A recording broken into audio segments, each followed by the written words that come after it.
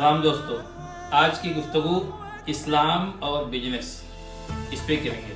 अल्लाह ताला ने कुरान में मोर देन 80 प्लेसेस पे रिज़्क, माश, तिजारत इससे मुताल्लिक अलग अलग गुफ्तगू की है।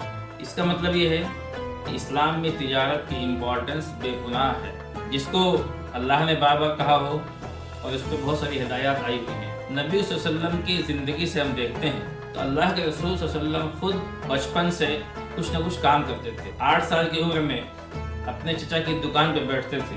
जाहिर सी बात है कि जो वो खाते थे वो अपनी मेहनत के खाते थे। इसी तरह से आप बकरियां चलाते थे, अपनी भी और दूसरों की भी।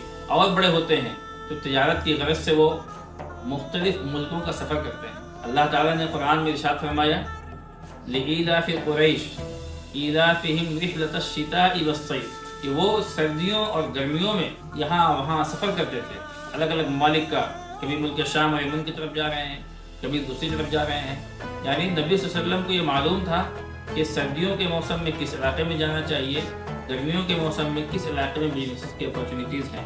इसी तरह से सूरह मुज़म्मिल में अल्लाह ताला ने इरशाद फरमाया, औज़ु बिल्लाहि मिनश शैतानिर रजीम, बिस्मिल्लाहिर रहमानिर रहीम, इन्न रब्बका यअलमु अन्नका तक़ूमु अदना मिन सुलुसिल लैलि व निस्फ़हु व सुलुसहु व ताइफ़तुम मिनल्लज़ीना मअक वल्लाहु युक़द्दिरुल लैला वन नहार अलिमा अन लन तुहसूहु फताबा अलैकुम फ़क़रऊ मा तयस्सरा मिनल क़ुरआन अलिमा अन सयकूनु मिनकुम मरज़ा व आख़रूना यज़रिबूना फ़िल अर्ज़ यब्तग़ूना मिन फ़ज़लिल्लाह व आख़रूना युक़ातिलूना फ़ी सबीलिल्लाह फ़क़रऊ मा तयस्सरा मिन व अक़ीमुस्सलाह व आतुज़्ज़काह व अक़रिज़ुल्लाह क़र्ज़न हसना व मा तुक़द्दिमू लिअन्फ़ुसिकुम मिन ख़ैर तजिदूहु इंदल्लाहि व खैरन व अअज़म अजरा वस्तग़फ़िरुल्लाह इन्नल्लाह गफ़ूरुर रहीम। इसका तर्जुमा है, यकीनन आपका रब जानता है कि आप नमाज तहज्जुद में कभी 2/3 रात, कभी आधी रात और कभी 1/3 रात खड़े होते हैं, और आपके साथ कुछ लोग भी ये अमल करते हैं, और अल्लाह ही रात और दिन का अंदाज़ा करता है। वो जानता है कि तुम लोग इसे निभा न सकोगे, सो उसने तुम पर रहम फरमाया, बस कुरान में से जो आसान हो पढ़ लिया करो। वो जानता है कि तुम में से कुछ बीमार होंगे और कुछ ज़मीन में चल फिर कर अल्लाह का फज़ल तलाश करेंगे और कुछ अल्लाह की राह में जिहाद करेंगे। बस कुरान में से जो आसान हो पढ़ लिया करो और नमाज कायम करो, ज़कात दो और अल्लाह को अच्छा कर्ज दो, और जो कुछ भलाई अपने लिए आगे भेजोगे वो अल्लाह के पास अपने लिए बेहतर और बड़े अज्र की सूरत में पाओगे, और अल्लाह से बख्शिश मांगो, बेशक अल्लाह बख्शने वाला मेहरबान है। कुरान की ये आयत इस बात की तरफ दलालत करती है कि जो रुख्सत मिली, कुरान को कहा कि मुख्तसर पढ़ सकते हैं। रात के उस तिहाई हिस्से में, रात के उस हिस्से में जहाँ पे लाज़िमन इबादत का मामला था, तो वहाँ 3 लोगों को जो रुख्सत दी गई, उसमें एक कहा गया कि हो सकता है कुछ लोग बीमार हों, हो सकता है कुछ लोग तिजारत की गरज से सफ़र पर हों, और हो सकता है कुछ लोग जिहाद पर हों। एक ताजिर को अल्लाह ताला ने एक मुजाहिद के बराबर ला खड़ा किया। इसका मतलब ये है कि तिजारत की इम्पोर्टेंस बेशुमार है। इसके आगे फिर की जो आयत में कहा गया कि नमाज पढ़ो और ज़कात। हम अक्सर कुरान में ये देखते हैं कि जहाँ पे भी नमाज का जिक्र आया है, अक्सर मकामात पे ज़कात का जिक्र आया है, उसके अलावा इन्फाक का जिक्र आया है। तो अगर हम कमज़ोर हैं, माली लिहाज से कमज़ोर हैं, तो जाहिर सी बात है ज़कात की अदायगी कैसे देंगे। यानी ज़कात लेने वाला बनना, ये इस्लाम में इसको बढ़ावा नहीं दिया गया, बल्कि ये कहा गया कि आप ज़कात देने वाले बने। ज़कात देने वाले कब बनेंगे? जब तिजारतें मजबूत होंगी, जब कारोबार मजबूत होगा। बिलाशुबा बहुत सारे लोग रोज़ी रोज़गार की तलाश में सफ़र पे होते हैं, हो सकता है कि वो जॉब कर रहे हों, इसमें कोई मसला नहीं है। असल मसला ये है कि किस मकसद के लिए वो सफ़र हो रहा है, हलाल रोज़ी कमाने के लिए किया जा रहा है या किसी और मकसद के लिए किया जा रहा है। जब आप तिजारत की गरज से हैं तो जाहिर सी बात है कि वो तिजारत तब मुबारक होगी, तब अल्लाह के नज़दीक मबरूक होगी, जब वो उसी हिसाब से की जाएगी जो अल्लाह और उसके रसूल ने हिदायत दी है।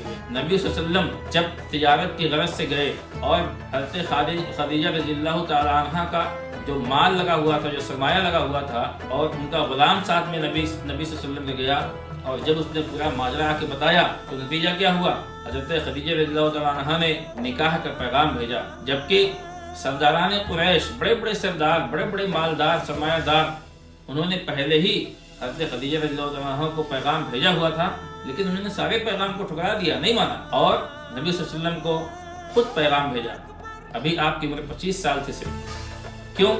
وہ امانت داری، وہ صداقت، وہ دیانت داری، یہ وہ خصوصیات تھیں جو اللہ کے نبی صلی اللہ علیہ وسلم کے اندر بچپن سے کوٹ کوٹ کے بھری ہوئی تھی۔ ایک سیرت نگار لکھتے ہیں کہ نبی صلی اللہ علیہ وسلم کی بعثت حجاز میں کیوں ہوئی، جبکہ اس کے پہلے کے انبیاء کی بڑی تعداد ایسی ہے جو فلسطین کے علاقے میں بعثت ہوئی، مبعوث ہوئی۔ حجاز کا علاقہ بہت امپورٹنٹ کا حامل تھا، کیونکہ سارے انٹرنیشنل قافلے جو افریقن ممالک کو جاتے تھے وہ حجاز سے ہو کے جاتے تھے۔ ظاہر سی بات ہے کہ وہ قافلے وہاں رکتے تھے، وہ ٹھہرتے تھے، اور اللہ تعالیٰ یہ چاہتا تھا کہ تاجر وہاں جب رکیں گے تو دین کا پیغام وہاں پہنچے گا، اور اس طرح سے بہت تیزی کے ساتھ پوری دنیا میں پھیل جائے گا۔ گویا تاجر ایک بہترین ذریعہ ہے جو اسلام کا نام روشن کر سکتے ہیں، اسلام کی دعوت کو پھیلا سکتے ہیں۔ اگر ہم یعنی کام سے، ہماری ذات سے، ہماری تجارتوں کے ذریعے سے، یا ہم جہاں پہ جاب کر رہے ہیں وہاں پر اگر ہم اسلام کا ایک جیتا جاگتا تعارف ہیں، وہاں پر ہم تعارف پیش کر رہے ہیں تو بہت ویل اینڈ گڈ، لیکن اگر نہیں کر رہے ہیں تو ہمیں اس سے آگاہی ہونی چاہیے کہ ہم یہ کام کریں، ہم امین ہوں، ہم صادق ہوں، دیانت دار ہوں۔ جاب کر رہے ہوں تو اس میں بھی یہ چیزیں ہونی چاہیے، تجارت کر رہے ہوں تو ہم خرید و فروخت میں کسی سے مال خریدیں یا کسی کو مال بیچیں تو اس میں بھی ہمارے اندر وہ امانت داری ہونی چاہیے، دیانت داری ہونی چاہیے۔ اسی طرح سے جب ہم امانت داری کے ساتھ، دیانت داری کے ساتھ تجارت کریں گے یا جاب کریں گے، جہاں پہ بھی ہوں گے، سامنے والا شخص متاثر ہوگا اور وہ اسلام کا تعارف جاننے میں انٹرسٹڈ ہوگا۔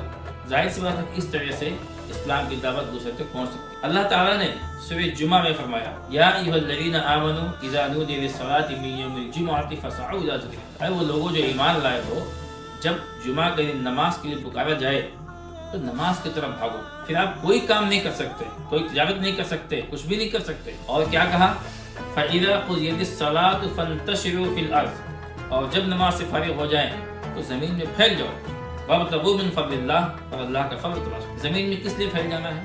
نماز کے بعد کہا یہ حکم ہے اللہ کا۔ جب ہم یہ بات کہتے ہیں کہ اللہ کی عبادت کرنی ہے تو اللہ کی عبادات میں تمام چیزیں شامل ہیں۔ اللہ تعالیٰ نے کہا، وَمَا خَلَقْتُ الْجِنَّ وَالْإِنسَ إِلَّا لِيَعْبُدُونِ، ہم نے انسانوں اور جنوں کو صرف اپنی عبادت کے لیے پیدا کیا۔ تو اللہ کا جو بھی حکم ہے اس کو مان لینا یہ عبادت ہے، یہی اطاعت ہے۔ تو جب وہ کہہ رہا ہے کہ اذان ہوئی تو نماز کے لیے جانا ہے، نماز سے فارغ ہو گئے تو تجارتوں کے لیے، اللہ کے فضل کو تلاش کرنے کے لیے فوراً نکل جانا ہے۔ اس کے ساتھ ساتھ اللہ نے ہدایت دے دی، نبی صلی اللہ علیہ وسلم نے برت کے دکھا دیا، آپ نے وہ طریقہ سکھا دیا کہ کس طرح سے یہ کرنا ہے۔ عشرے مبشرہ میں جب ہم دیکھتے ہیں تو 4 عشرے مبشرہ ایسے تھے جو آج کے زمانے کے حساب سے ملینئرز اور بلینئرز تھے۔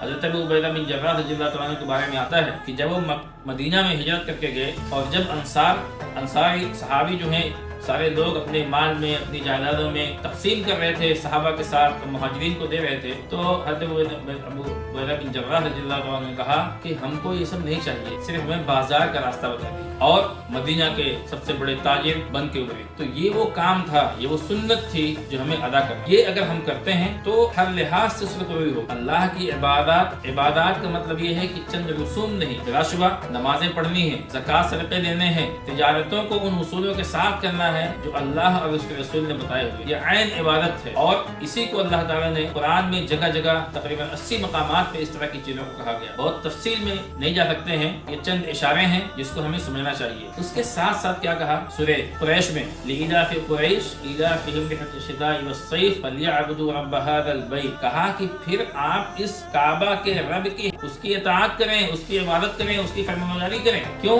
رَبَّ هَذَا الْبَيْتِ الَّذِي أَطْعَمَهُم مِّن جُوعٍ وَآمَنَهُم مِّن خَوْفٍ، جس نے بھوک سے کھانا کھلایا اور جس نے خوف سے امن دیا۔ ظاہر سی بات ہے کہ تجارت اگر خوف کا ماحول ہو، بد امنی ہو تو وہاں پہ نہیں کیا جا سکتا ہے، کاروبار نہیں کر سکتے ہیں، نوکری چاکری بھی نہیں کر سکتے ہیں، اس کے لیے امن کا ماحول ہونا چاہیے۔ تو اللہ تعالیٰ نے کہا کہ اب عبادت کرو اللہ کی، کیونکہ اس نے ایسا دیا۔ جگہ جگہ کہتا ہے ہم نے بارش برسائے، زمین میں اناج اگایا، یہ تمام چیزیں کیا ہیں؟ پوری دنیا کو اللہ نے مسخر کیا انسانوں کے لیے، زمین، ستارے، چاند، سورج، جو کچھ بھی ہے وہ انسانوں کی خدمت کے لیے، ان کو مسخر کیا، ان کو بنایا ہی ہے کہ انسانوں کی خدمت کرنا۔ تو اللہ تعالیٰ نے جس حساب سے ہمیں ہدایات دی ہیں، ہمارے پیدائش سے لے کے قبر میں پہنچنے تک ہر مرحلے کے لیے ہدایات ہیں، ہمیں وہ کرنا ہے۔ عبادات کے بعد عبادت کرنی ہے۔ ان عبادات کا مطلب، وقت کا مطلب یہ ہے کہ نماز وغیرہ ہیں، رمضان کے روزے ہیں، حج کا معاملہ ہے، یہ ظاہر سی بات ہے کہ اس کے وقت طے ہے، اس کا وقت متعین ہے، لیکن ہمارے صبح سے لے کے شام اور شام سے لے کے صبح یہ ہر لمحہ عبادت میں گزر سکتا ہے۔ اگر ہم اللہ اور اس کے رسول کی ہدایات کے مطابق کر رہے ہیں، وہ کرنا ہے، یہ کریں گے تو ہماری روزی روزگار میں برکت ہوگا۔ اگر ایسا نہیں کرتے ہیں تو سورہ طٰہٰ میں اللہ تعالیٰ نے ارشاد فرمایا کہ جو لوگوں کی روزی روٹی کے چکر میں ہماری عبادت سے دور ہو جاتے ہیں، ایسے لوگوں کی روزی ہم تنگ کر دیتے ہیں۔ تو اگر ہمیں روزی کی تنگی سے بچنا ہے، چاہے نوکری کر رہے ہوں، چاہے بزنس کر رہے ہوں، تجارت کر رہے ہوں، ہر ایک کے لیے یکساں ہدایات ہیں کہ جس کا جو وقت ہے ہمیں وہ کرنا چاہیے۔ اللہ تعالیٰ نے رات بنایا ہے آرام اور سکون کے لیے، دن بنایا ہے معاش کی تلاش کے لیے۔ جس کا جو وقت ہے اس حساب سے وہ ہمیں کرنا ہے۔ ہمیں اپنا جائزہ لینا چاہیے کہ کیا واقعی ہم اس کو فالو کر رہے ہیں یا نہیں کر رہے ہیں۔ کر رہے ہیں بہت اچھی بات ہے، نہیں کر رہے ہیں تو ان کو ماننا چاہیے، ان کو کرنا چاہیے۔ بہت بہت شکریہ، السلام علیکم۔